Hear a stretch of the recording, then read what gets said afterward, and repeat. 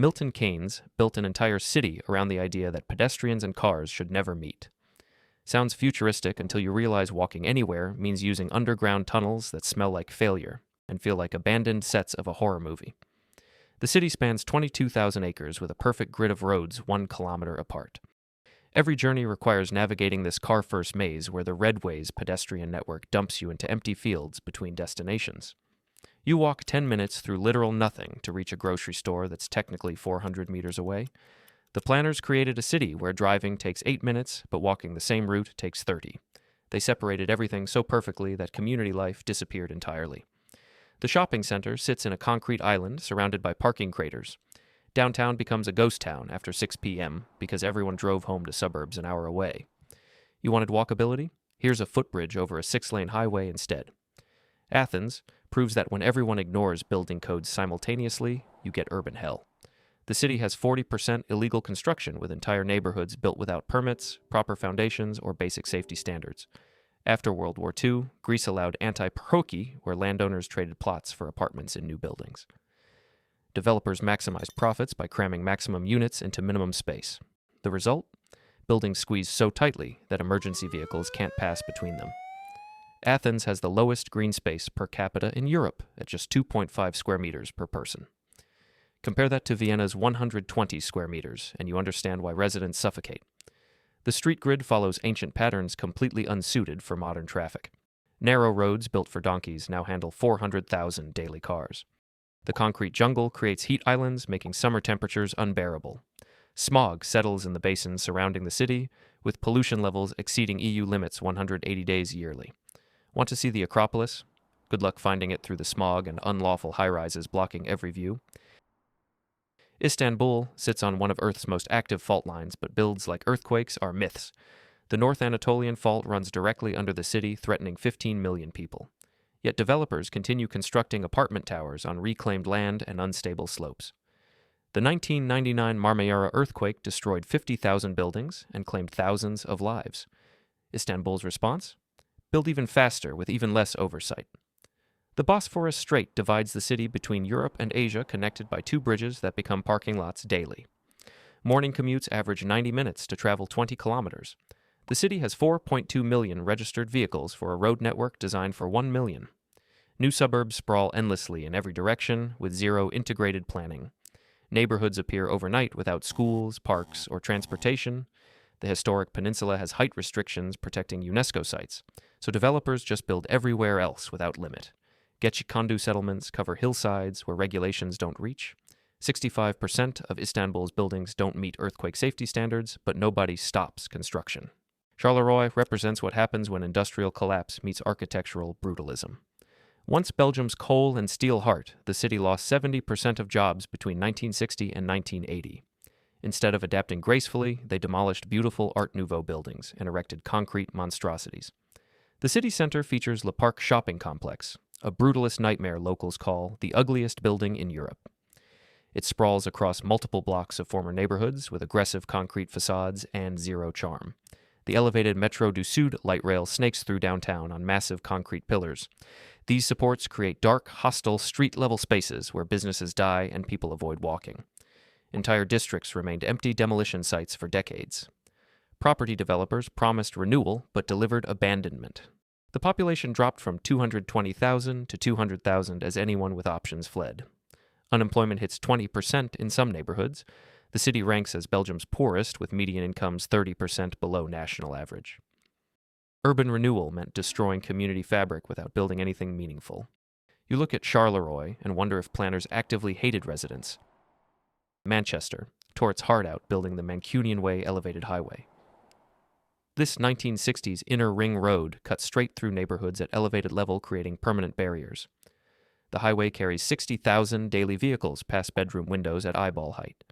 Residents live with constant noise and pollution from traffic literally outside their windows. Post-war planners demolished thousands of Victorian terraces for tower blocks and car infrastructure. The Arndale Center shopping mall represents peak brutalism with 400 meters of yellow tile facade. It's genuinely difficult to photograph this building without making it look like a prison.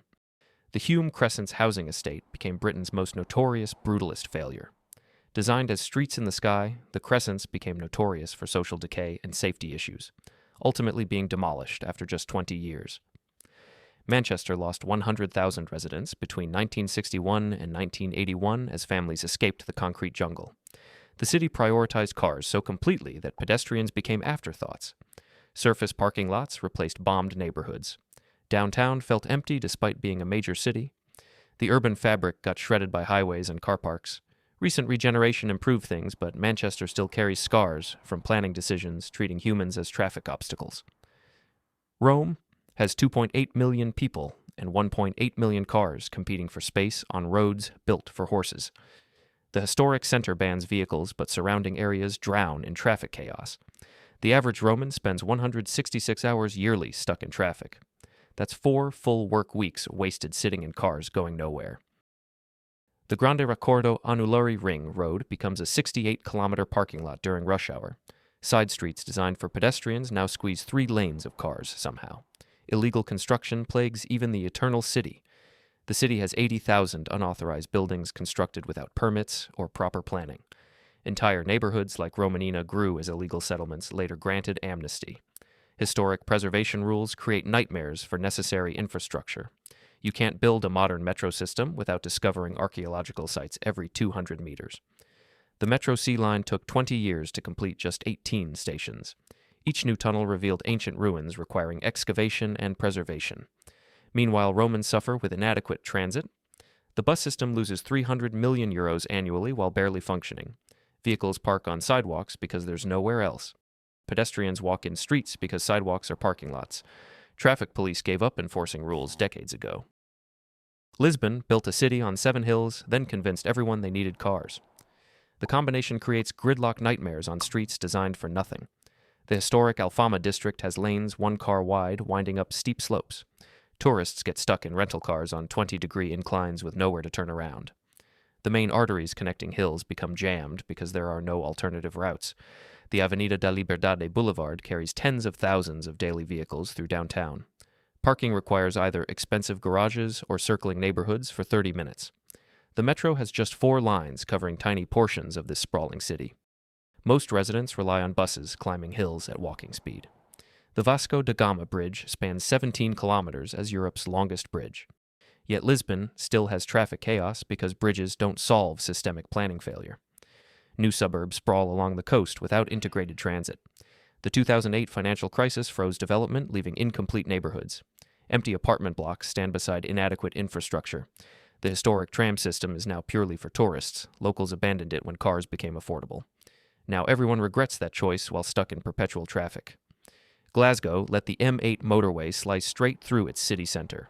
This 8-lane highway separates downtown from everything north of it. The elevated sections create dead zones underneath where businesses couldn't survive.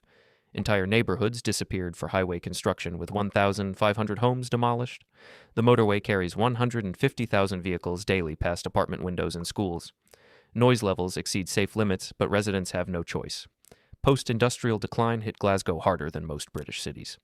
Shipbuilding collapse destroyed the economic base. Tower blocks built as solutions became vertical poverty traps. The Red Road flats reached 31 stories, becoming Europe's highest residential buildings.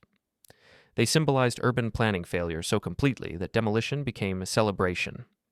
Glasgow lost 25% of its population between 1960 and 1990. Young people fled to cities with opportunities. The M8 ensured Glasgow's center felt divided and hostile. Recent efforts improved walkability downtown, but the highway scar remains permanent.